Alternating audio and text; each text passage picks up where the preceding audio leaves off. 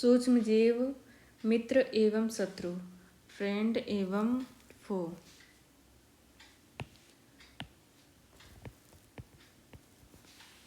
आपने अपने आसपास के स्थानों पर पौधे एवं जंतुओं सहित अनेक सजीव देखे हैं, परंतु कुछ ऐसे भी हैं जिन्हें हम बिना यंत्र की सहायता से केवल आंखों से नहीं देख सकते। इन्हें सूक्ष्म जीव कहते हैं। उदाहरण के लिए आपने देखा होगा कि वर्षा ऋतु में नम ब्रेड रोटी सड़ने लगती है तथा इसकी सतह सफ़ेद काले धब्बों से ढक जाती है। इन धब्बों को आवर्धक लेंस की सहायता से देखिए। आपको काले रंग के गोल सूक्ष्म संरचनाएं दिखाई देंगी। क्या आप जानते हैं कि यह संरचनाएं क्या है या कहाँ से आई हैं? सूक्ष्म जीव। Micro organism. क्रियाकलाप 2.1 बगीचे अथवा मैदान से एक बीकर में थोड़ी सी गीली मिट्टी लीजिए तथा इसमें जल डालिए। मिट्टी के कण बैठ जाने के पश्चात जल की एक बूंद स्लाइड पर लेकर सूक्ष्मदर्शी की सहायता से इसका प्रेक्षण कीजिए। आप क्या देखते हैं? क्रियाकलाप 2.2 एक तालाब से जल की कुछ बूंदें लीजिए, कांच की स्लाइड पर फैलाकर सूक्ष्मदर्शी की सहायता से इसका प्रेक्षण कीजिए। क्या आपको सूक्ष्म जीव गति करते हुए दिखाई दे रहे हैं? इन प्रेक्षणों से पता चलता है कि मिट्टी एवं पानी में अनेक छोटे छोटे जीव उपस्थित रहते हैं। सूक्ष्म जीव अर्थात माइक्रो ऑर्गेनिज्म इतने छोटे होते हैं कि इन्हें बिना यंत्र की सहायता से नहीं देख सकते।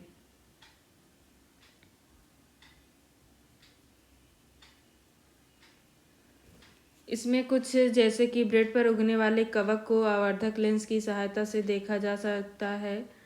आवर्धक लेंस अर्थात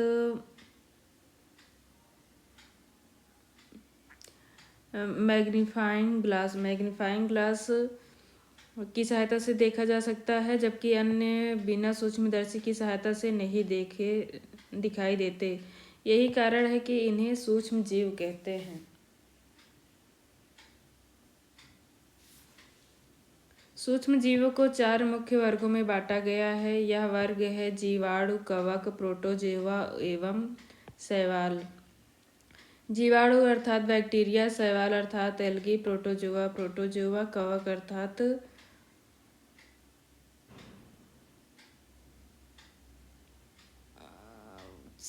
शैवाल फंगी, कवक अर्थात फंगी।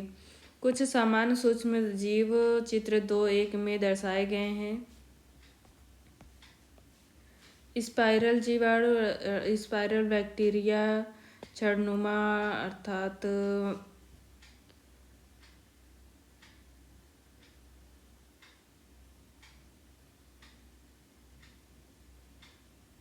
छड़नुमा जीवाणु, Chlamydomonas, spirogyra, amoeba, paramecium, Rhizopus, Penicillium, Aspergillus.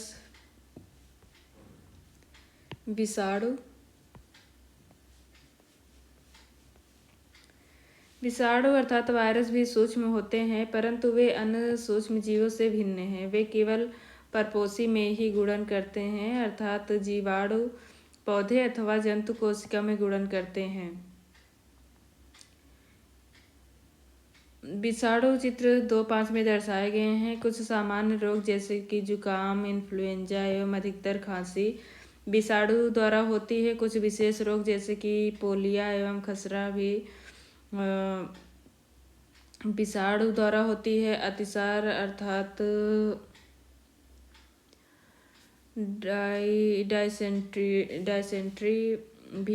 Dysentery malaria protozoa द्वारा होता है। टाइफाइड एवं ट्यूबरकुलोसिस अर्थात टीबी जीवाणु द्वारा होने वाले रोग हैं। इनमें से कुछ सूक्ष्म जीवों के विषय में आप कक्षा 6 और 7 में पढ़ चुके हैं। सूक्ष्म जीव कहाँ रहते हैं? सूक्ष्म जीव एक कोशिका हो सकते हैं जैसे कि जीवाणु, कुछ शैवाल एवं प्रोटोजोआ, अथवा बहुकोशिक जैसे कि कई शैवाल एवं कवक। यह बर्फीली शीत से उष्ण स्रोतों तक हर प्रकार की परिस्थिति में जीवित रहते हैं। यह मरुस्थल एवं दलदल में भी पाए जाते हैं। यह मनुष्य सहित सभी जंतुओं के शरीर के अंदर भी पाए जाते हैं। कुछ सूक्ष्म जीव दूसरे सजीवों पर आश्रित होते हैं, जबकि कुछ अन्य स्वतंत्र रूप से पाए जाते हैं। अमीबा जैसा सूक्ष्म जीव अकेले रह सकता है, जबकि कवक एवं जीवाणु समूह में रहते हैं। सूक्ष्म जीव और हम। सूक्ष्म जीवों की हमारे जीवन में महत्वपूर्ण भूमिका है। इनमें से कुछ हमारे लिए लाभदायक हैं तथा कुछ अन्य हानिकारक एवं जीवों में रोग के कारक हैं। आइए अब हम विस्तार से इसका अध्ययन करेंगे। मित्रों, सूक्ष्म जीव। सूक्ष्म जीव विभिन्न कार्यों में उपयोग किए जाते हैं। इनका उपयोग दही, ब्रेड एवं केक बनाने में किया जाता है। प्राचीन काल से ही सूक्ष्म जीवों का उपयोग अल्कोहल बनाने में किया जाता रहा है। पर्यावरण को स्वच्छ रखने के लिए भी इनका उपयोग किया जाता है। उदाहरण के लिए कार्बनिक अवशिष्ट, सब्जियों के छिलके, जंतु अवशिष्ट, विष्ठा इत्यादि का अपघटन जीवाणुओं द्वारा किया जाता है तथा हानि रहित पदार्थ बनते हैं। स्मरण कीजिए, जीवाणुओं का उपयोग औषधि उत्पादन एवं कृषि में मृदा की उर्वरता में वृद्धि करने के लिए किया जाता है, जिससे नाइट्रोजन स्थिरीकरण होता है। दही एवं ब्रेड का बनाना। आप कक्षा 7 में पढ़ चुके हैं कि जीवाणु दूध को दही में परिवर्तित कर देते हैं। हमने अपनी माँ को गर्म दूध में थोड़ा सा दही मिलाते हुए देखा है, जिससे दही जम जाता है। हमें आश्चर्य हुआ, ऐसा क्यों? दही में अनेक सूक्ष्म जीव पाए जाते हैं, जिनमें लैक्टोबैसिलस नामक जीवाणु प्रमुख है, जो दूध से दही में परिवर्तित कर देता है। दूध को दही में परिवर्तित कर देता है। वह दूध में जनन कर उसे दही में परिवर्तित कर देते हैं। जीवाणु पनीर, अचार एवं अनेक खाद्य पदार्थों के उत्पादन में सहायक हैं। सूजी, इडली एवं भटूरे का एक महत्वपूर्ण घटक दही है। क्या आप अनुमान लगा सकते हैं कि ऐसा क्यों? बैक्टीरिया एवं यीस्ट चावल के आटे के किण्वन में सहायक होते हैं। किण्वन अर्थात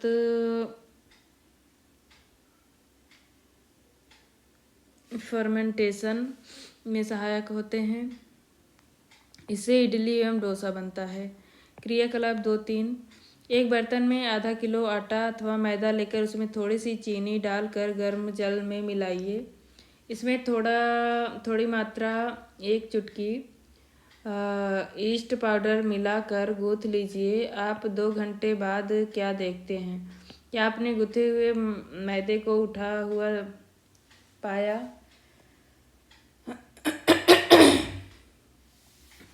ईस्ट पाउडर के साथ मैदा, खमीर द्वारा उठी हुई मैदा।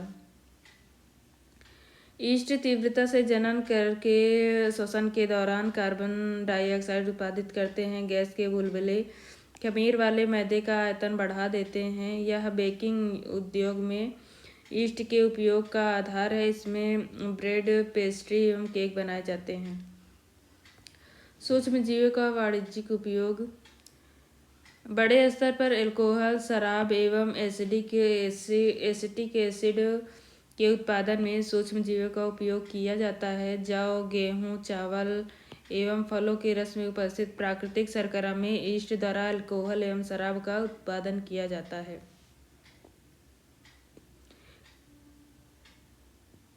क्रियाकलाप 2-4। 500 ml का बीकर लेकर इसमें 3/4 भाग तक जल भरिए। इसमें 2-3 चम्मच चीनी घोलिए। इसमें आधा चम्मच ईस्ट पाउडर डालिए। इसे 4-5 घंटों के लिए उष्ण स्थान पर ढक कर रखिए। अब विलयन को सूंघ कर देखिए। यह गंध अल्कोहल की है, जो चीनी के अल्कोहल में परिवर्तित होने के कारण बना है। चीनी के अल्कोहल में परिवर्तन की यह प्रक्रिया किण्वन अर्थात फर्मेंटेशन कहलाता है। लुई पास्चर ने किण्वन की खोज 1857 में की थी। सूक्ष्म जीवों के औषधीय उपयोग। जब कभी आप बीमार पड़ते हैं तो डॉक्टर आपको पेनिसिलिन का इंजेक्शन देता है अथवा कोई अन्य प्रतिजैविक की गोली अथवा कैप्सूल देता है। प्रतिजैविक अर्थात एंटीबायोटिक। इन औषधियों का स्रोत सूक्ष्म जीव हैं। ये बीमारी पैदा करने वाले सूक्ष्म जीवों को नष्ट कर देता है अथवा उनकी वृद्धि को रोक देती है। इस प्रकार की औषधि को प्रतिजैविक अर्थात एंटीबायोटिक कहते हैं। आजकल जीवाणु और कवक से, बैक्टीरिया एवं फंगी से अनेक प्रतिजैविक एंटीबायोटिक औषधियों का उत्पादन हो रहा है। स्ट्रेप्टोमाइसिन, टेट्रासाइक्लिन, एरिथ्रोमाइसिन सामान्य रूप से उपयोग की जाने वाली एंटीबायोटिक है, जिन्हें कवक अर्थात फंगी एवं बैक्टीरिया से उत्पादित किया जाता है। किसी विशिष्ट प्रकार के सूक्ष्म जीव का संवर्धन करके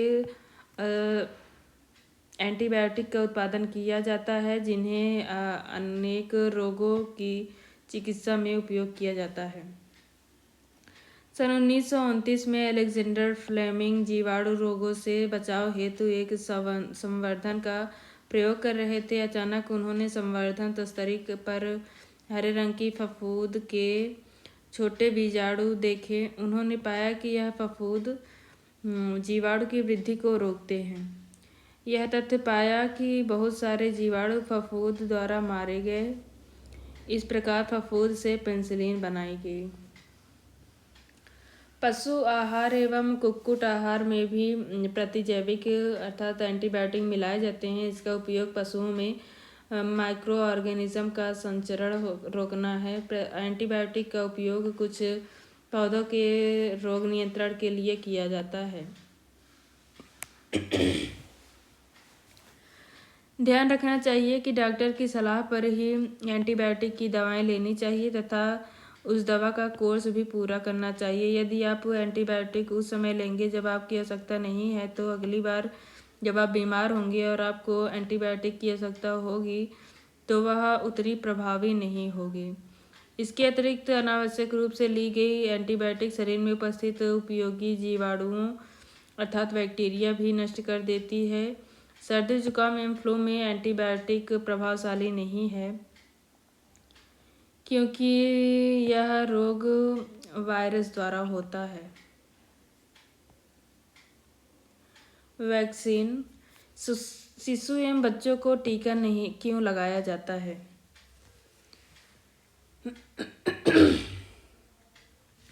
जब रोग कारक सूक्ष्म जीव हमारे शरीर में प्रवेश करते हैं तो उनसे लड़ने के लिए हमारा शरीर प्रतिरक्षी अर्थात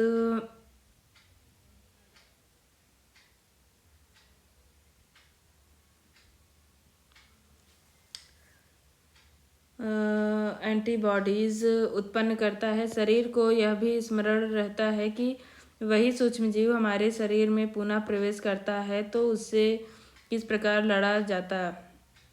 लड़ा जाए। अतः यदि मृत अथवा निष्क्रिय सूक्ष्म जीवों को स्वस्थ व्यक्ति के शरीर में प्रविष्ट कराया जाता है तो शरीर की कोशिकाएं उसी के अनुसार लड़ने के प्रतिरक्षी उत्पन्न करके एंटीबॉडीज उत्पन्न करके रोग कारक को नष्ट कर देती हैं।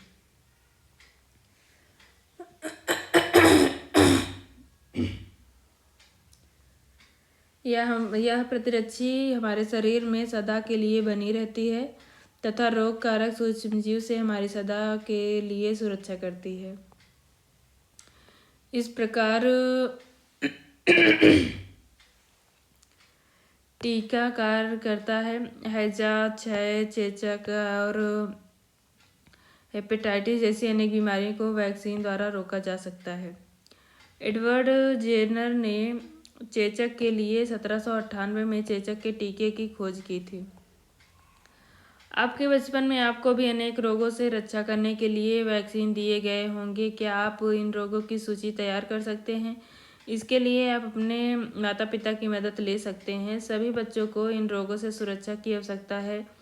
आवश्यक टीके निकट के अस्पताल में उपलब्ध होते हैं। बच्चों को पोलियो से बचाने के लिए अपने टेलीविज़न एवं समाचार पत्रों में पोलियो के टीकाकरण का विज्ञापन, पल्स पोलियो देखे होंगे। पोलियो ड्रॉप बच्चों को दिया जाने वाला वास्तव में एक वैक्सीन है।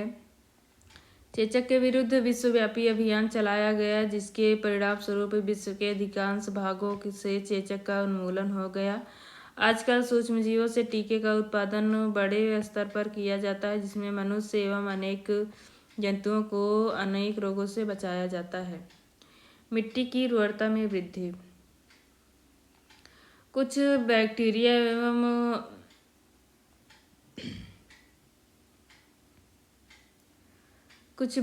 एवं नील हरित शैवाल वायुमंडलीय नाइट्रोजन का स्थिरीकरण कर सकते हैं।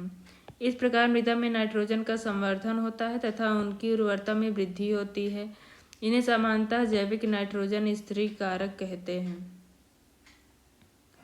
अर्थात बायोलॉजिकल नाइट्रोजन फिक्सर कहते हैं। नाइट्रोजन स्थिरीकारक साइनोबैक्टीरिया एक नीले हरे शैवाल। Blue green algae.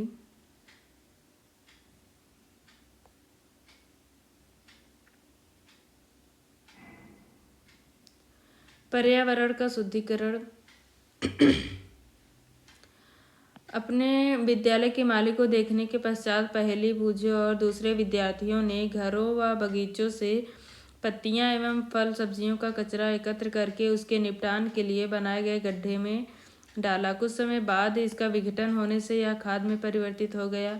पहली और बूझो जानना चाहते हैं कि यह किस प्रकार हो सकता है। क्रियाकलाप 2.5। 2 गमले लेकर प्रत्येक को मिट्टी से आधा भर दीजिए। इन्हें ए बी चिन्हित कीजिए। एक गमले में पौधों का कचरा भर दीजिए तथा दूसरे गमले बी में पॉलीथीन की थैली, कांच की खाली बोतलें एवं प्लास्टिक के टूटे खिलौने इत्यादि भर दीजिए। उन्हें एक ओर रख दीजिए। 3-4 सप्ताह बाद उनका परीक्षण कीजिए। क्या आपको दोनों गमलों की वस्तुओं में कोई अंतर दिखाई देता है? क्या यदि हाँ, तो क्या अंतर परिलक्षित होता है? आप देखेंगे कि गमला है कि पादप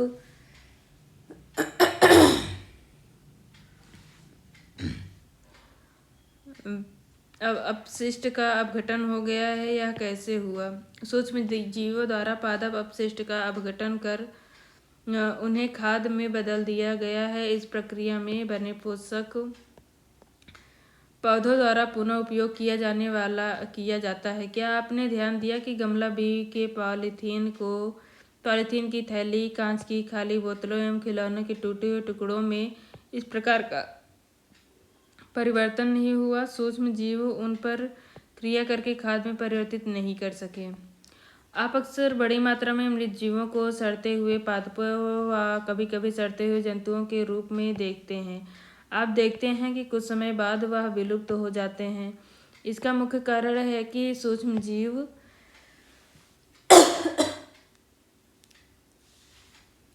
मृत जैविक अपशिष्ट का अपघटन करके उन्हें सरल पदार्थों में परिवर्तित कर देते हैं। यह पदार्थ अन्य पौधे एवं जंतुओं द्वारा पुनः उपयोग कर लिए जाते हैं। इस प्रकार हानिकारक एवं दुर्गंध युक्त पदार्थों का निम्नीकरण करने के लिए हम सूक्ष्मजीवों का उपयोग करके पर्यावरण का शुद्धिकरण कर सकते हैं। हानिकारक सूक्ष्मजीव। Harmful micro organism. सूक्ष्मजीव अनेक प्रकार से हानिकारक हैं। कुछ सूक्ष्मजीव मनुष्य, जंतुओं एवं पौधों में रोग उत्पन्न करते हैं। रोग उत्पन्न करने वाले ऐसे सूक्ष्मजीवों को रोगाणु अथवा रोगजनक कहते हैं, अर्थात इन्हें पैथोजन कहते हैं। कुछ सूक्ष्मजीव भोजन, कपड़े एवं चमड़े की वस्तुओं को संदूषित कर देते हैं। आइए उनकी हानिकारक गतिविधियों के विषय में और अधिक जानकारी प्राप्त करें। मनुष्य में रोगकारक सूक्ष्मजीव। मनुष्य में रोग उत्पन्न करने वाले सूक्ष्मजीव श्वास द्वारा, पेयजल एवं भोजन द्वारा हमारे शरीर में प्रवेश करते हैं। संक्रमित व्यक्ति अथवा जंतु के सीधे संपर्क में आने पर भी रोग का संचरण हो सकता है। सूक्ष्म जीवों द्वारा होने वाले ऐसे रोग जो एक संक्रमित व्यक्ति से स्वस्थ व्यक्ति में वायु, जल, भोजन अथवा कायिक संपर्क द्वारा फैलते हैं, संचरणीय अर्थात कम्युनिकेबल डिसीज कहलाते हैं। इस प्रकार के रोगों के कुछ उदाहरण हैं हैजा, सामान्य सर्दी जुकाम, चिकन पॉक्स एवं क्षय रोग अर्थात टीबी। जब जुकाम से पीड़ित कोई व्यक्ति छींकता है तो सूक्ष्म बूंदों के साथ हमारे रोग कारक वायरस भी वायु में आ जाते हैं। यह वायरस श्वास के साथ ली जाने वाली वायु के साथ शरीर में प्रवेश कर जाते हैं। जब आप संचरणीय रोगों का फैलना तब आप संचरणीय रोगों का फैलना किस प्रकार रोकते हैं? हमें छींकते समय अपने मुंह एवं नाक पर एक रुमाल रखना चाहिए। अच्छा तो यही है कि संक्रमित व्यक्ति से पर्याप्त दूरी बनाए रखी जाए। कुछ कीट एवं जंतु ऐसे भी हैं जो रोग कारक सूक्ष्म जीवों के रोगवाहक का कार्य करते हैं। घरेलू मक्खी इसका एक उदाहरण है। मक्खी कूड़े एवं जंतु अपशिष्ट पर बैठती है। रोगाणु उसके शरीर में चिपक जाते हैं। जब मक्खी बिना ढके भोजन पर बैठती है तो रोगाणु का स्थानांतरण संभव है। जो भी व्यक्ति ऐसा संदूषित भोजन करेगा उसके बीमार पड़ने की संभावना है। अतः यह सलाह दी जाती है कि भोजन को सदा ही ढककर रखा जाए। बिना ढके भोजन को खाने से बचना चाहिए। मादा एनोफिलीज मच्छर इसका अन्य उदाहरण है। मच्छर प्लाज्मोडियम अर्थात मलेरिया परजीवी का वाहक है। मादा एडीज मच्छर डेंगू के वायरस का वाहक है। हम मलेरिया अथवा डेंगू का नियंत्रण किस प्रकार कर सकते हैं?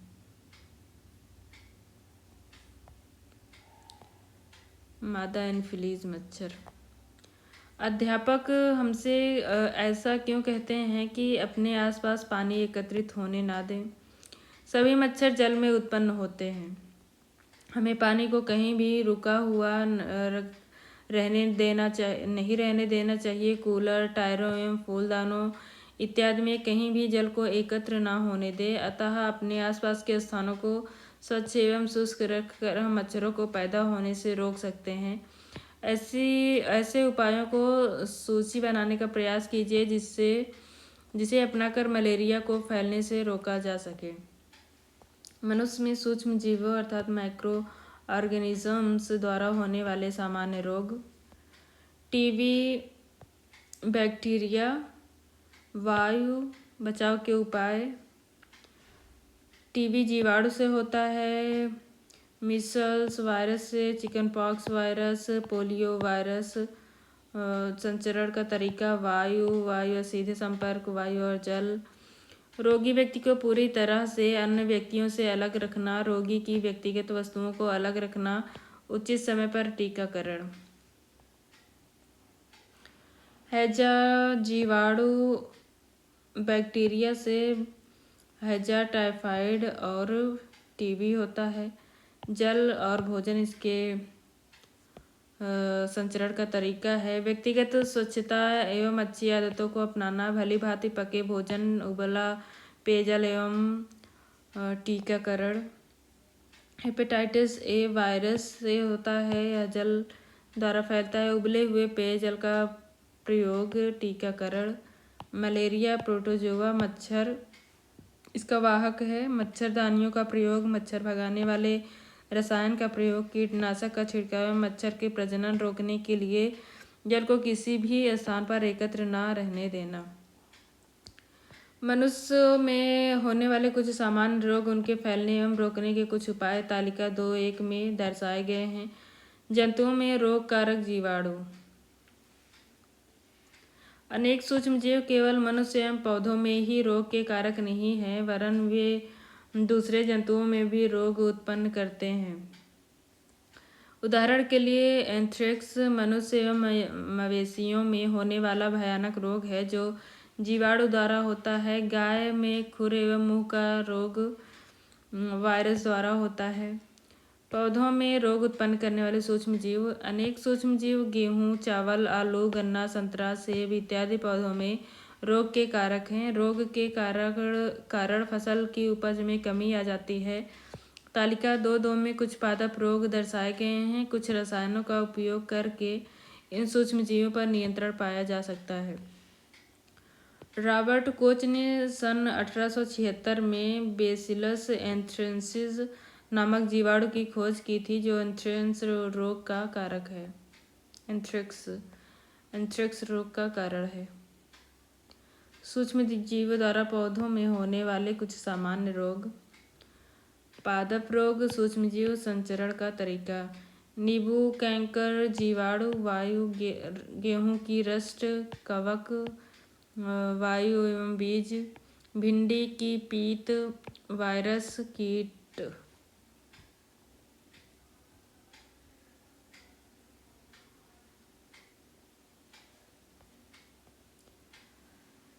Food poisoning.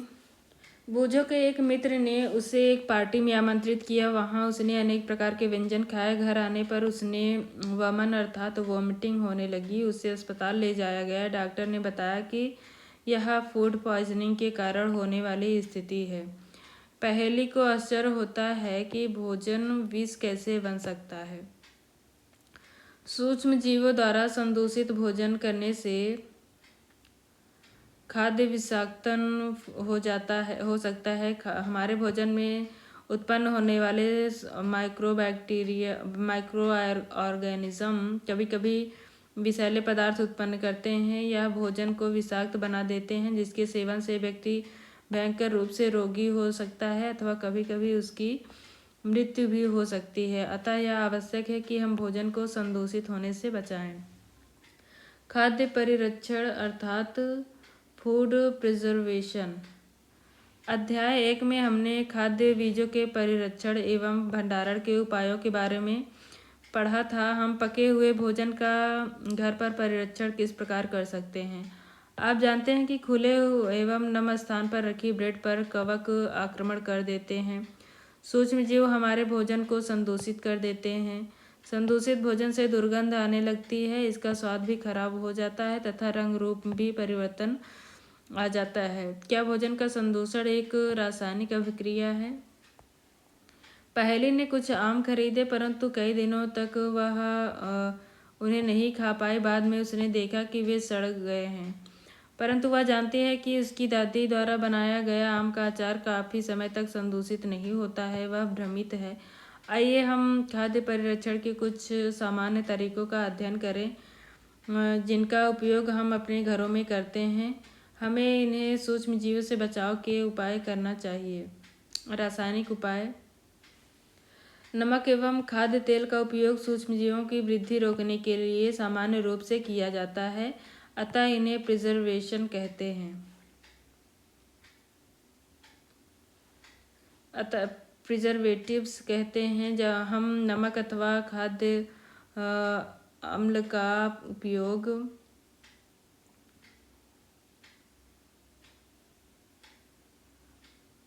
एसिड साल्ट और एसिड का उपयोग अचार बनाने में करते हैं, जिससे सूक्ष्म जीवों की वृद्धि नहीं होती है। सोडियम बेंजोएट एवं सोडियम मेटाबाइसल्फाइड सामान्य परिरक्षक हैं। जैम एवं स्क्वैश बनाने में हम इन रसायनों का उपयोग उन्हें संदूषित होने से बचाता है। नमक द्वारा परिरक्षण। सामान्य नमक का उपयोग मांस एवं मछली के परिरक्षण के लिए काफ़ी लंबे अरसे से किया जा रहा है। बैक्टीरिया की वृद्धि रोकने के लिए मांस तथा मछली को सूखे नमक से ढक देते हैं। नमक का उपयोग आम, आंवला एवं इमली के परिरक्षण में भी किया जाता है। चीनी द्वारा परिरक्षण। जैम, जेली एवं स्क्वैश का परिरक्षण चीनी द्वारा किया जाता है। चीनी के प्रयोग से खाद्य पदार्थ की नमी में कमी आती है, जो संदूषण करने वाले जीवाणुओं की वृद्धि को नियंत्रित करता है। तेल एवं सिरके द्वारा परिरक्षण। तेल एवं सिरके का उपयोग अचार को संदूषण से बचाने में किया जाता है, क्योंकि इसमें जीवाणु जीवित नहीं रह सकते। सब्जियां, फल, मछली एवं मांस का परिरक्षण इसी विधि द्वारा करते हैं।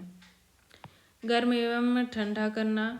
आपने अपनी माँ को दूध उबाल कर रखते हुए देखा होगा। उबालने से अनेक सूक्ष्मजीव नष्ट हो जाते हैं। थैलियों में आने वाला दूध संदूषित क्यों नहीं होता है? मेरी माँ ने बताया है कि यह दूध पाश्चरीकृत है। पाश्चरीकरण क्या है? पाश्चरीकृत दूध को बिना उबाले इस्तेमाल किया जा सकता है क्योंकि यह सूक्ष्मजीवों से मुक्त होता है। इसके लिए दूध को 70 डिग्री सेंटीग्रेड पर 15 से 30 सेकंड के लिए गर्म करते हैं, फिर एकाएक ठंडा कर इसका भंडारण कर देते हैं। ऐसा करने से सूक्ष्मजीवों की वृद्धि रुक जाती है।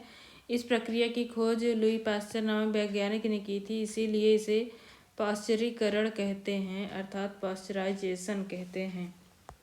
भंडारण एवं पैकिंग। आजकल मेवे एवं सब्जियां भी वायुरोधी सील किए गए पैकेटों में बेचे जाते हैं, जिससे सूक्ष्मजीवों से सुरक्षा होती है। नाइट्रोजन स्थिरीकरण। आपने कक्षा 6 और 7 में राइजोबियम जीवाणु के बारे में पढ़ा, जो लेग्यूम पौधों दलहन में नाइट्रोजन स्थिरीकरण में सहायक होते हैं। स्मरण कीजिए, राइजोबियम लेग्यूम पौधों की ग्रंथियों में रहते हैं, जैसे सेम और मटर, जो एक सहजीविता है। सहजीविता अर्थात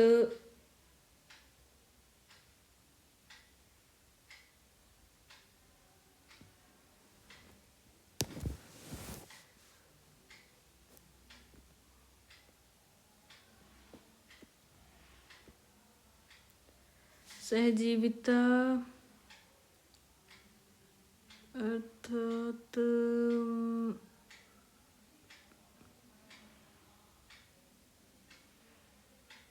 सिम्बायोटिक रिलेशनशिप।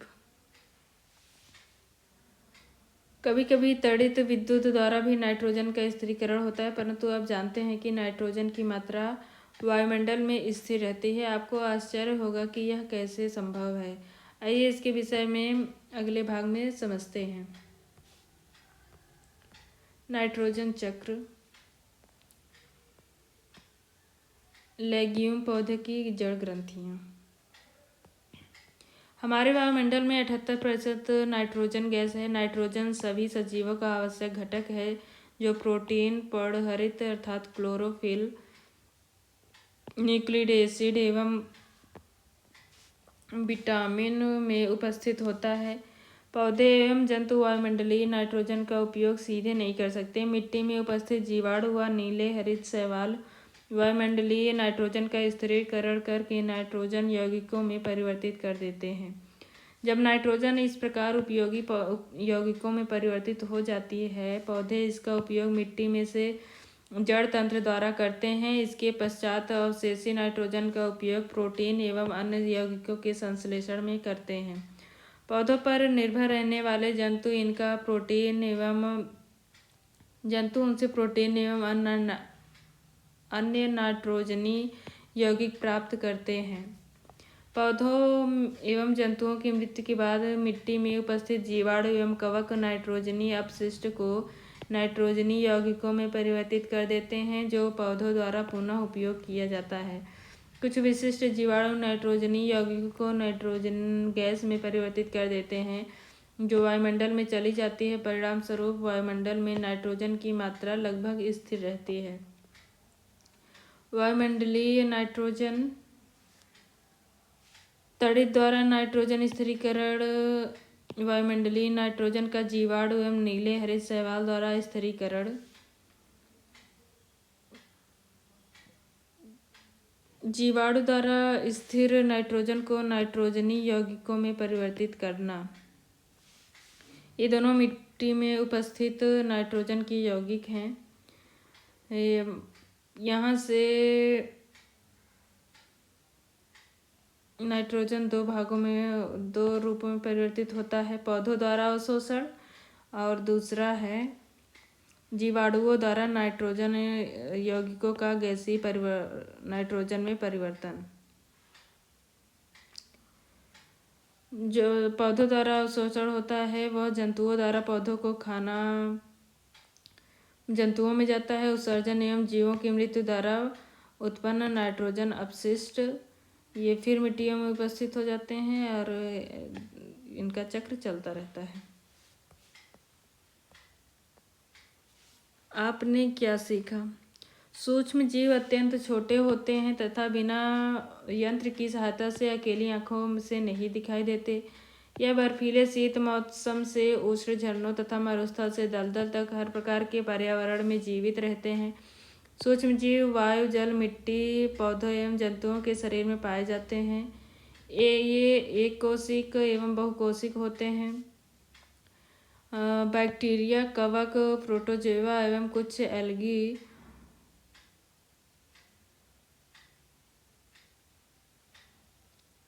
बैक्टीरिया, फंगी, शैवाल और कुछ प्रोटोजोआ, कुछ शैवाल सूक्ष्म जीवों के अंतर्गत आते हैं। विषाणु इनसे अलग हैं लेकिन फिर भी इसी वर्ग में सम्मिलित किए जाते हैं। विषाणु अनेक परपोषी जैसे जीवाणु, पादप एवं जंतु में गुणन करते हैं। कुछ सूक्ष्म जीव औषधि एवं एल्कोहल में वाणिज्यिक उत्पादन में उपयोगी हैं। कुछ सूक्ष्म जीव जैविक कचरे जैसे कि मृत पौधे एवं जंतु अपशिष्ट को अपघटित कर सरल पदार्थों में परिवर्तित कर देते हैं तथा वातावरण को स्वच्छ बनाते हैं। प्रोटोजोआ अतिसार एवं मलेरिया जैसे रोग उत्पन्न करते हैं। कुछ सूक्ष्म जीव हमारे भोजन को विषाक्त कर देते हैं। कुछ सूक्ष्म जीव लेग्यूम पौधों की जड़ों एवं ग्रंथियों में पाए जाते हैं। ये वायुमंडलीय नाइट्रोजन को मिट्टी में स्थिरीकृत कर देते हैं जिससे मिट्टी की उर्वरता में वृद्धि होती है। मिट्टी में उपस्थित कुछ जीवाणु और नीले हरे शैवाल वायुमंडलीय नाइट्रोजन को स्थिरीकृत कर नाइट्रोजन यौगिकों में परिवर्तित कर देते हैं। विशेष जीवाणु मिट्टी में उपस्थित नाइट्रोजनी यौगिकों को नाइट्रोजन गैस में परिवर्तित कर देते हैं और इसका निर्मोचन वायुमंडल में होता है।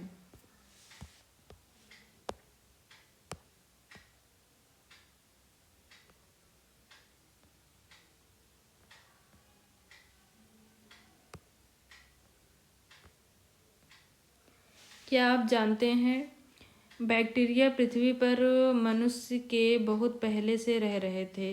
ये बहुत सख्त जीव हैं इसीलिए कठिन परिस्थितियों में रह सकते हैं। वे मिट्टी के बर्तन में उबलते तथा ठंडे बर्फीले पानी में जीवित पाए जाते हैं। वे कास्टिक सोडा की झील और सांद्र सल्फ्यूरिक एसिड के पोखरे में पाए जाते हैं। वे अनेक किलोमीटर की गहराई में जीवित रह सकते हैं। वे संभवतः अंतरिक्ष में भी रह सकते हैं।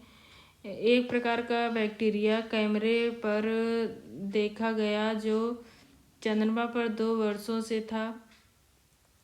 संभवतः कोई पर्यावरण ऐसा नहीं है जिसमें बैक्टीरिया जीवित न रह सके।